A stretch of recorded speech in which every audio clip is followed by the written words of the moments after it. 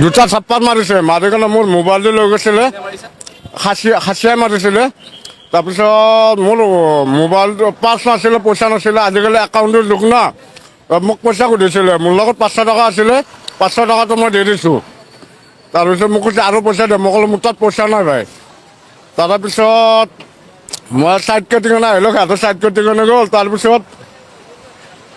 মই তাৰমানে এখন বাইক আহিলোঁ অসমৰ গাড়ী হয় খানাপাৰা নাম গুৱাহাটী নাম্বাৰ হয় মই তেখেতৰ গাড়ীত আহি কিনে মই আহি গ'লোঁ ইয়াত যোৰাবাট আহি গ'লোঁ এতিয়া মোৰ গাড়ীখন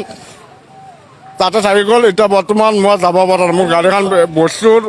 ইয়াতে দেখাই দিছোঁ আপোনালোকক